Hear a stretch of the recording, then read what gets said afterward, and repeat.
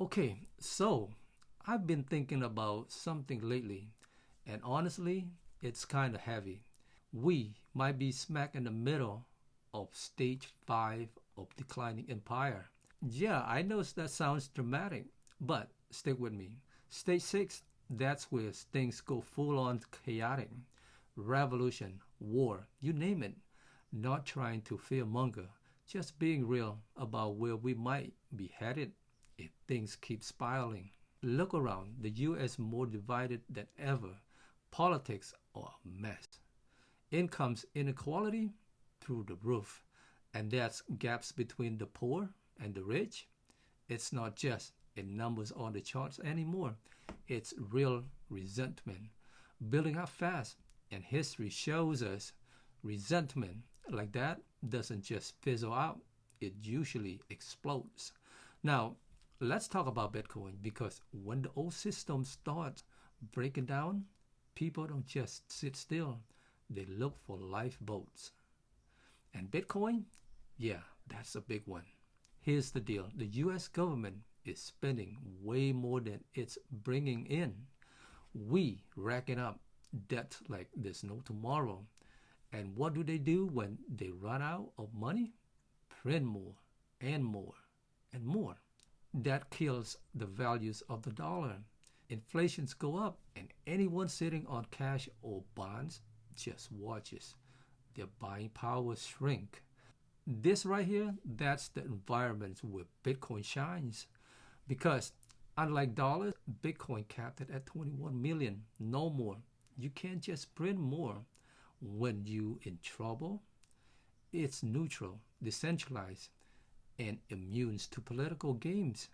As of today, April 6, 2025, Bitcoin sitting around $81,000 at the time I'm recording this video. It's actually climbed about $83,000 for a bit before cooling off. That kinds of movement might seem wild, but the big picture, it's all trending in one direction.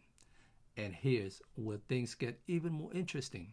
President Trump's just signed an executive order back in March to create a strategic Bitcoin reserve. Yeah, that's real. The US is officially building a digital asset stockpile, and they plan to reveal how much crypto they hold and what their next moves are. This is no longer just Bitcoiners talking in Twitter thread. This is national strategy. And next week on April 11, the SEC hosting a crypto regulations roundtable. The game's moving fast. If you're paying attention, you can see it. But listen closely to this part because it's matter. Big players, the institutions, the hedge funds, they're trying to scoop up Bitcoin every single day. But they don't want the price to skyrocket while they're doing it. So what do? They manipulate sentiment. They shake out weak hands. They push the narrative that Bitcoin is dipping or boring or stuck. Meanwhile, they quietly accumulating OTC deal off exchange buy, silent stacking. If you don't catch that move, you're gonna miss one of the most obvious power plays of our generation. All you need to understand is this. There will ever be 21 million Bitcoin. That's all. Ever. And once they're mined, it's over. No central banker, no president, no billionaires can change that. Understand this one truth, you'll be able to block out the noise, the fear, the clickbait headlines, and just keep stacking Satoshis no matter what Bitcoin's dollar price says on a screen. Now, let's pause for a second. What should regular people actually do in all this? Well, first, just being real. If you're holding a tons of cash thinking it's safe, think again. Inflation's just quietly erased 8.5% of your cash buying power. Let that sink in. You don't lose money. You lost what your money can do. Even the billionaires in the original convo said it. Cash is trash. I'm not trying to be harsh, but he got a point. You got to start thinking in terms of purchasing power, not just dollars amounts. It's not about how much money you have, it's about what that money can buy. And this isn't just about the US either. Globally, the tables are turning. China and Russia, closer than ever. Taiwan, a powder keg. Ukraine, still burning. And America go to move. Sanctions is starting to lose its edge. Countries getting nervous about holding US dollars because they realize the dollars can be used as a weapon. So what do? Some go to gold, others double down on natural resources, but more and more are starting to look at Bitcoin, not just to make a profit, but as insurance.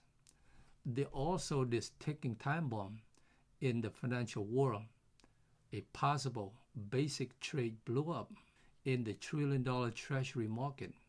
And if the thing goes off, boom, global cash crunch. Everything gets shaky, even Bitcoin. But here's my personal take.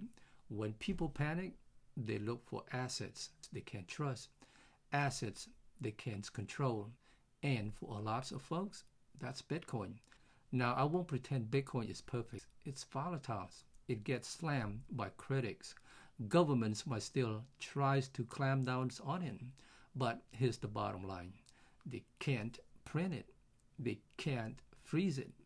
And in a world where controls is getting weaponized, that makes Bitcoin priceless. So what do you do right now? Start learning. Get intentional. Even if it's just a little, get some exposures to Bitcoin. Maybe it's not your whole portfolio. Maybe it's your first step. But those small steps matter. And the sooner you take them, the better prepared you be. Because here's the truth. While the old system fights to stay alive, a new one is rising. And Bitcoin might just be at the heart of it. All right, this is it for now. And thank you for watching. And I hope to see you in the next video. Take care.